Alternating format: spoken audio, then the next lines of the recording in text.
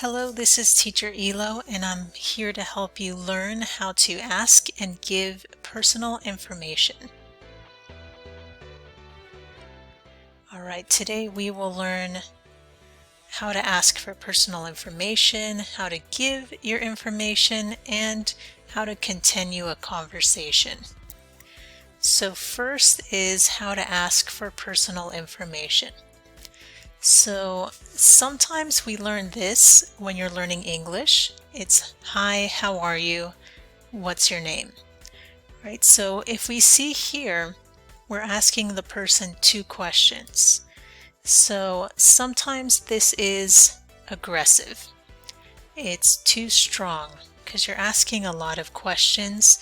It might sound like an interview. So what you can do a little differently is to give your name. So, hi, how are you? My name is Elo.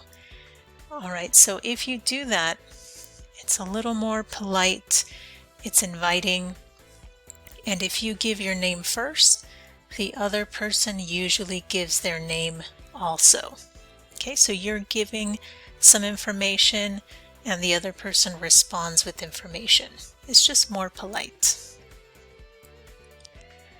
Alright, here's another question that is sometimes a little aggressive. So the question, could I get your phone number? Could I get your phone number? So this is a polite request because we're using the word could, but it's still very direct. Okay, and it's also sounding romantic. So you really want to be careful when you ask about a phone number.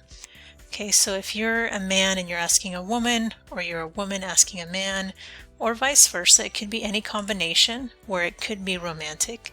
Somebody might think you're asking for personal reasons.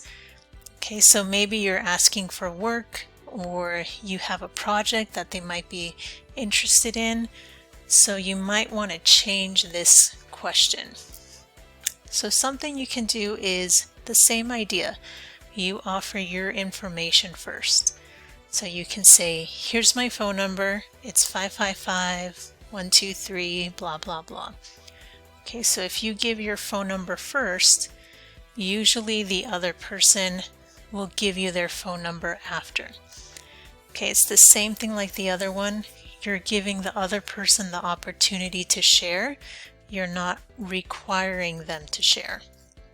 Right, so this is a nice polite way of getting their information, but just in case they don't want to give you their phone number, at least they have yours.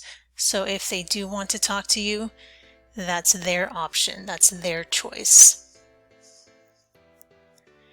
Alright, another thing you can do if you don't want to share your phone number is to give your email address. Okay, so we know your data, your personal information like your phone number and your birthday and those kinds of things are very personal and you want to be careful who you give it to. So giving your email is a good choice.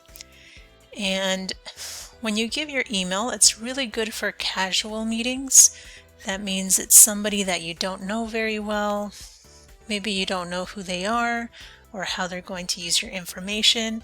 So an email is okay because if you get something you don't like, you can just throw away the message or block the user.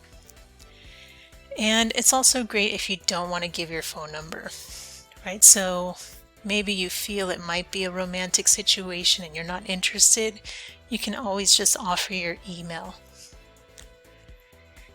Alright, and if you're trying to ask for an email, you can do the same thing where you can ask the question. So this is an example of a question if you're trying to get an email address. So could you give me your email in case I have questions later? Or maybe I can give you my email if you have questions later. Right, so this is much more polite and professional. Right, so for example, if you're at a conference, you might not be giving your phone number to everybody because you don't want so many calls, but you can give your email, right? So this would be a good option for you. All right, and in the comments, if you'd like, you can share how do you introduce yourself. Do you offer your phone number? Do you offer an email, your website, maybe some social media? What do you do? All right, and I just want to remind you, just for all the students and anybody that you know, just remember it's okay not to give your personal information. Okay, it's not necessary to share your phone number, your birthday, your address. Those are personal things, right? So if it's somebody you don't know, it's okay if you say no thank you, or I'll just give you my email. That's all the information I can give you today. That's okay. All right, so just to remind you, don't give your personal information if you don't feel safe.